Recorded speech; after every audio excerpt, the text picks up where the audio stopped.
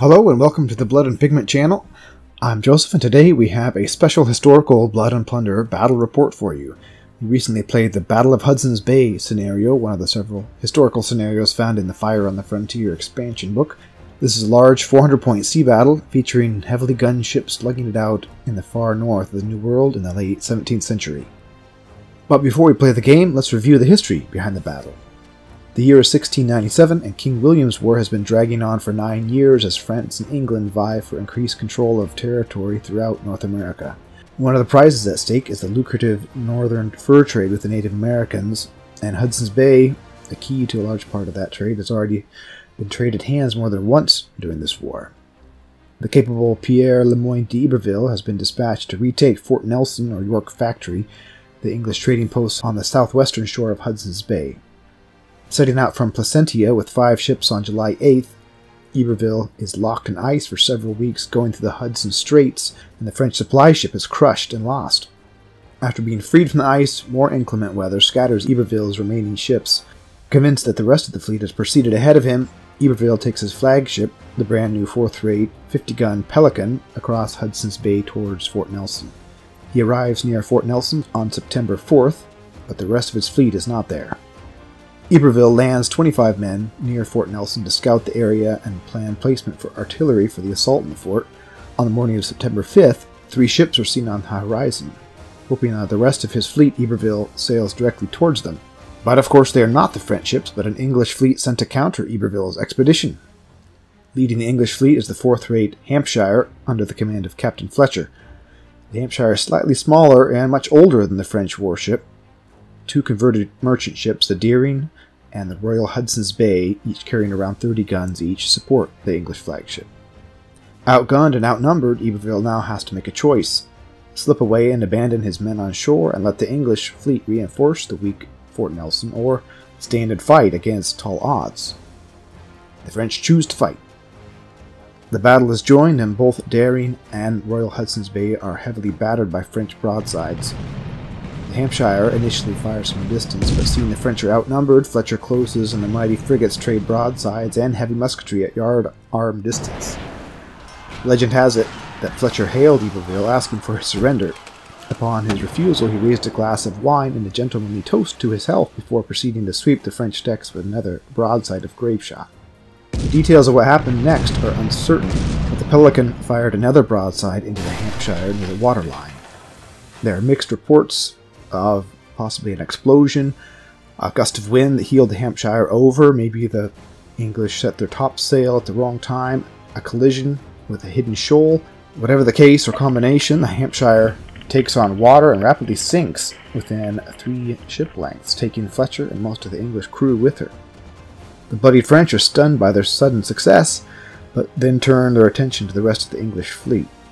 The Hudson's Bay strikes her colors and becomes a prize, while the Deering makes good its escape. But on the night of the 7th, a storm would drive the Pelican and the Royal Hudson's Bay into the rocks and sink them both. But Iberville had already landed artillery and was able to conquer the fort, giving control of the valuable trade network to the French again. The Battle of Hudson's Bay was a dramatic and unlikely French victory, further strengthening the French position as peace talks concluded in Europe. By the time Iberville again arrived in France, the war was over. Hudson's Bay would remain under French influence until it was given back to the English in the Treaty of Utrecht in 1713. Now let's get back to the table and play out the battle.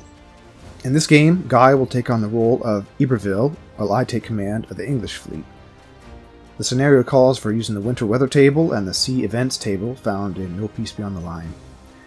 The scenario is scaled down using 6th-rate frigates on both sides. The French frigate gets the heavily built ship trait, representing the slightly larger and newer Pelican compared to the Hampshire. The English control a second ship, a brigantine, which represents the support ships present in the battle. This ship will not start on the board, but will enter the game using the reserves rule. Both forces are close to 400 points and contain slightly more than 60 models. The English force uses the English Royal Navy faction, which gives all sea dogs and English militia the tough special rule. The force is made almost entirely of sea dogs, meaning the cannons, augmented by some Dutch sailors and 1 unit of English militia. The English fleet is commanded by a seasoned English Navy commander, and an officer character commands the lightly manned brigantine. Guy's French lists use the legendary Iberville's expeditionary force, which offers a free mulligan of action cards, a free reroll of a critical or lucky hit against an enemy ship, along with Iberville's strong special rules. The French list is largely Marines assigned to cannons, which notably includes 3 pairs of heavy cannons, but it also includes a unit of Canadian militia and a unit of the new Campagnes Frances de la Marine to provide some musketry as well. After collecting our forces, the game is ready to start. We place 2 shoals on the board, then deploy our flagships within 8 inches of the corners of our play space. We both draw events in our opening hands. I roll the Submerged Hazard event, but this time, against all hope, it applies to Guy's ship and not mine. With a draft of 9, Guy needs to roll a 5 or less to keep his Pelican off the shoal. He rolls a 6, then spends a fortune and rolls an 8. The French ship is grounded before the game starts. Maybe the English will have a chance in this game. Guy rolls the Rough Seas event, which gives cannons ranging shots a penalty for the rest of the game, but we go on to forget that penalty entirely. Hoping to make good use of this turn while the French are stuck on a shoal, I fire off an early broadside, but the range is too much and I score no hits. Iberville uses his command point for a large broadside while the arc of fire is still good, then mobilizes his crew to slowly take down sail so they can push off the shoal and regain mobility as fast as they can. Taking down sail is a dedicated action, and Guy has rough luck rolling 1 less than needed on more than 1 attempt. But by the end of the turn, the Pelican sail has been brought down to 0 and is ready to push off the offending shoal. My English use the rest of the turn to reload, and I maneuver downwind, hoping to force the French into presenting either my flagship or the coming brigantine an opportunity to make a raking shot. Before turn 2 begins, I roll on the reinforcement table to see if the Royal Hudson's Bay will enter the battle. My target number is 6+ for turn 2, but I roll a 1.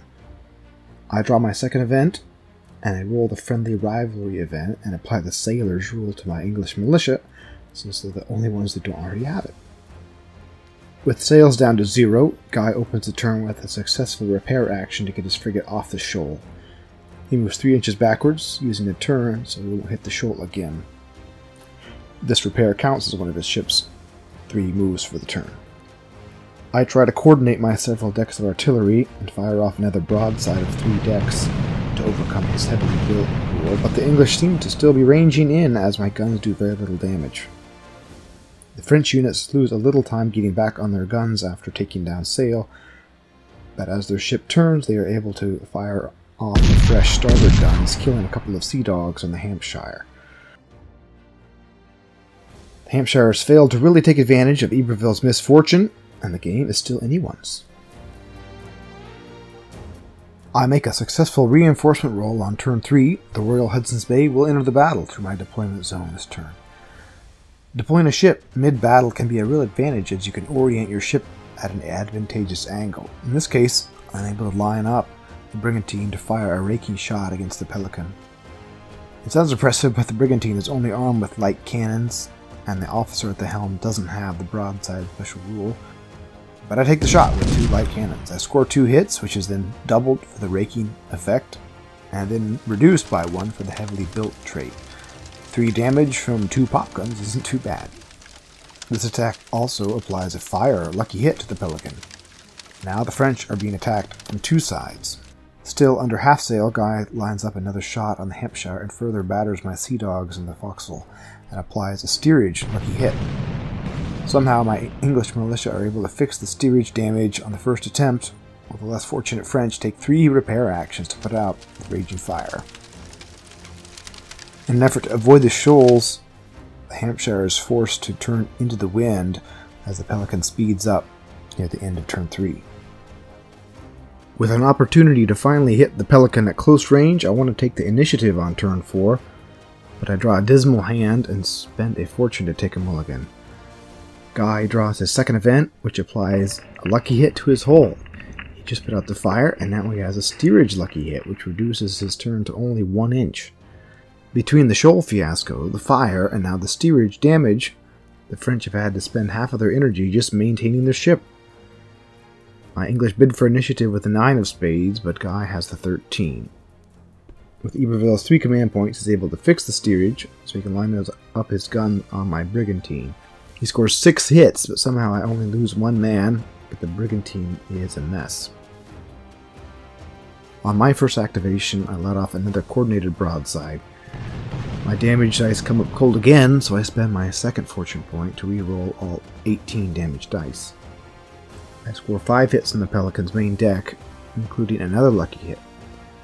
Usually I prefer to fire decks individually to maximize opportunities for lucky hits early in the game when critical hits are less likely, but the heavily built trade on the frigate makes broadsides much more effective since only 1 damage is cancelled from the entire attack, instead of 1 being cancelled for every deck. This is my most successful broadside so far, but I've only now just reduced the Pelican's fortitude to 4. It's a tough ship. The Royal Hudson's Bay gets another crack at the Pelican with a couple of light cannons, but only applies 1 damage. The Pelican responds with an absolutely brutal hit from the heavy cannons on the Pelican's main deck. Every cannon hits, and it completely clears the brigantine's main deck, killing the officer and every man on deck, and reducing the ship's fortitude to 1, and applying 2 critical hits. The Royal Hudson's Bay has been neutralized. With all my starboard guns empty and facing directly into the wind, the Hampshire box hulls in an attempt to quickly present the port side. My militia prove great sailors and are successful at the maneuver, but the shoal cramps my turn, and it turns into a bit of a mess. Before the end of the turn, the Pelican hits the Royal Hudson's Bay again as they pass by, giving it another critical damage. At the end of turn 4, I have 1 strike point for the whole of the Royal Hudson's Bay being shot away, but neither of us have taken enough casualties for a second strike point, so the game continues. We continue to trade cannon fire over turn 5, but the sustained fire is taking its toll, and I'm not able to coordinate the 3-deck broadside that is so key in cutting through the heavily built French hull. I spend my final fortune point on my 2-deck broadside after rolling no hits again. Second result gives the Pelican another steerage critical damage. The French sorely wish for a carpenter in this game. The superior French guns continue to wear down the Hampshire's hull, reducing it to 3 fortitude, and a lucky hit knocks out a gun on my main deck. My choice to sail into the wind's eye earlier has really limited my options, and while I was able to maintain control of the ship and keep the Pelican in my line of fire, my tactical options were limited. I alternate between box hauling, wearing, and tacking for nearly 2 turns with a shoal on either side of my ship. My Zelida never fail, and the English militia fill in when necessary. At the end of turn 5, my flagship has taken more damage than the Pelican, and I've taken enough casualties for a second strike point. I'm forced to roll a strike test, but I pass, and the game continues into turn 6. I've fired my cannons every turn, but I go into the final turn with 4 reload markers on every cannon. I have to draw a heart to even have a chance of firing them again this turn. My hand of 7 action cards comes up heartless, and I know this isn't going to be a good turn. My aim for the turn is to stay out of the wind's eye and take as few casualties as possible. The French cannons fire one last time, knocking out another cannon on my ship. At the end of turn 6, I have 1 strike point for the Royal Hudson's Bay being reduced to less than half hull fortitude per the scenario rules, and a second strike point for 19 casualties of my 61 models. With an ending hull fortitude of 3 and only 8 casualties, Guy still has no strike points. It is a French victory. Cheers to D'Iberville, you won. Captain Fletcher toasts the health of D'Iberville and withdraws with his flagship still afloat, but heavily battered. The battle is over, and now I'm back in the studio with Guy. Let's break down this battle for a minute. How did the battle feel as the French player? The first thing I want to say is that this is the only sea scenario in Fire on the Frontier, and it is a French versus English, so a classic battle, and it is a lot of fun. The scenario is kind of up there on points. We both had a frigate. I had the better armed and better armored frigate with more men. The scenario itself is a lot of fun.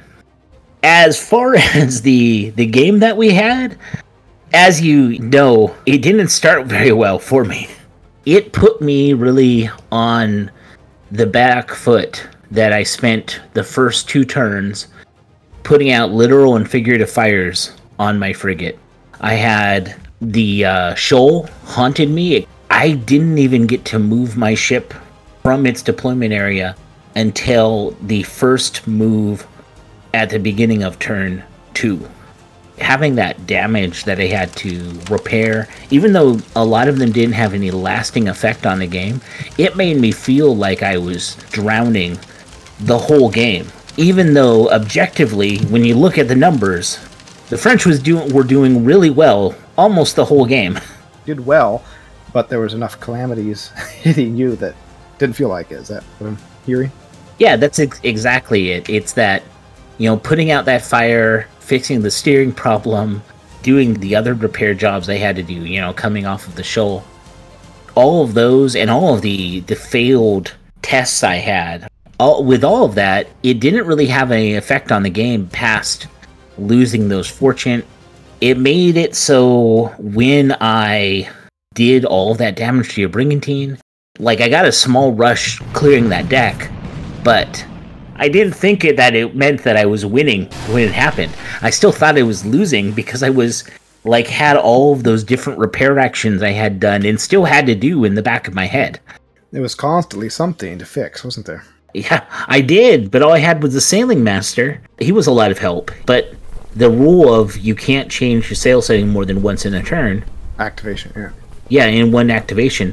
That itself really slowed me down so much.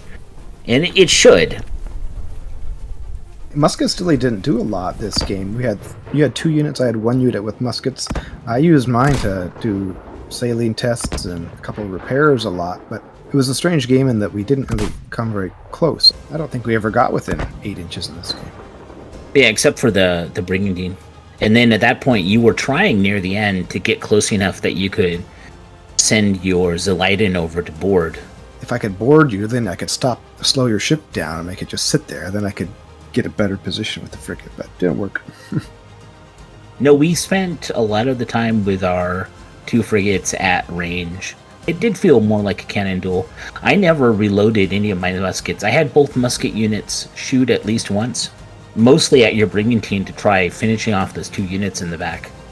They never reloaded, and they were stuck doing repair actions most of the game.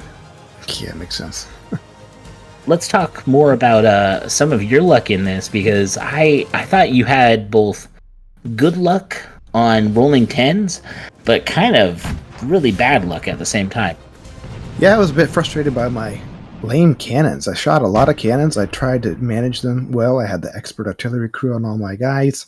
I was pushing them occasionally because I knew I had the tough rule to take off the fatigue, so I was really cranking on the cannons, but I just kept rolling crummy damage shots. Oh, you did, yeah. That was bad. On my first 2 broadsides, I don't think I did any damage to you. When I did get some hits, the heavily built, I canceled after them anyway, so I was really impressed how much that helped you. It did. It really made the 2 frigates feel like, even though they are the same ship, it made them feel like that one change that they were very different. Yeah, yours had the heavy cannons that made it hit harder, and it made it go a little slower, and it had that heavily built. Even though it's the same model, it definitely had different character. Yeah, it did. I wish I could have capitalized on your misfortune a little more. You were stuck on that for a turn and a half, basically, but like I said, those first broadsides did nothing. Those shoals really had a big effect on the game. It was interesting. With those big ships, you cannot ignore a shoal. You can't just trust to luck to go over it. No. At one point, I was trying to keep you within my arc of fire, but I had to sail upwind into the wind's eye, and I had a shoal on my left, the one that came in through your event, and a shoal on my right that we started with. Just had to keep control of my ship and try to edge out of the wind's eye eventually. That was fun and exciting, but it had a big effect on the game. I really enjoyed having the 2 ships. Both of them were kind of undermanned, at least compared to yours, but having the 2 let me try to maneuver for a better position with one of them, and I'm glad I got that one little tiny rake in. That was fun, even though it wasn't. Although I did get a fire. That's one thing I really did appreciate. My lucky hits kept coming up high. I rolled 2 10s on lucky hits. I got 2 fires on your deck. Yeah, you did. Which could have been worse, but it was still bad. That one fire, it took me 3 repair actions to get rid of it. Didn't you have to take a cannon crew off your cannon so they're available to work on it? I did. I had to take my main gun cannon crew off the cannons. Oh, wow. The steerage was the one that hurt the most because on the 6-rate frigate, it drops your steering down to 1 inch. That was my priority, getting that fixed, because if I didn't get it fixed, I was going to hit... Didn't want to do that again? Your brigantine. Yeah, no, I didn't. I think you wrote most of the scenario, right? Yeah, I worked on it. Yeah. You put in there that the brigantine uses the reserve rules. I was really hoping it wouldn't deploy on turn 2, because if it did, you would have been able to form a line of battle. That's right. I think that would have been the end for my ship. Well, the brigantine didn't have that much firepower, but... It didn't, but like I would have had to choose what ship I would go after, and at that point, the brigantine just becomes free damage. All my shots would be going after your flagship. I was kind of lucky that it didn't deploy.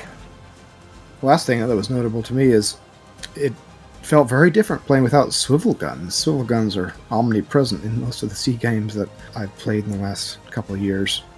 Yeah. It's kind of refreshing not to be having those 12 swivel dice getting thrown at me. We were at range, so they wouldn't have... The way the game played out, they wouldn't have been as effective. Except against the brigantine. Oh, yeah. They would have cleared a deck. And with how quickly they reload, that's the difference between cannons and swivels, is that cannons take, like you mentioned, finesse and effort to reload.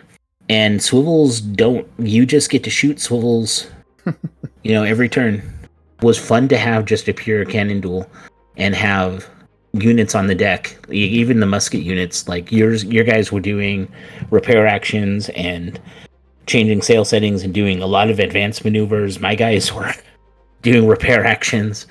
It's a different way to play the game where everybody is part of a team that has a shared goal on there rather than managing a ship. Yeah. Yeah, you're managing the ship. Yeah, it was fun digging into the cannons a little deeper and having to deal with all those critical damages and hits and stuff. That was great. Yeah. Well done on the final victory there. You had no strike points at the end. That was pretty impressive. It was a light casualty game overall, but I wasn't able to knock your hull down even to half, and I wasn't able to get, what do I need, like 16 casualties to give you a strike point? Yeah, 16. But yeah, you pretty much cleared the brigantine, and I had 1 strike point with the casualties, so yep. Well done, and thanks for a fun game. Thank you for a fun game as well. It was a lot of joy to put together everything for these lists, and fun to play too. It's been really rewarding researching some of these historical scenarios and recreating the battles that actually happened. We're planning to play the Great Swamp Fight next, so check back to our channel soon for another historical battle report on the Blood Pigment channel. Thanks, Guy. Thank you. Thanks for watching this battle report. I hope you enjoyed it. If you want to stay up to date on the content we're creating, you can subscribe to our YouTube channel and subscribe to the blog as well to get posts delivered to your inbox. And as always, keep your dice ready and the wind at your back.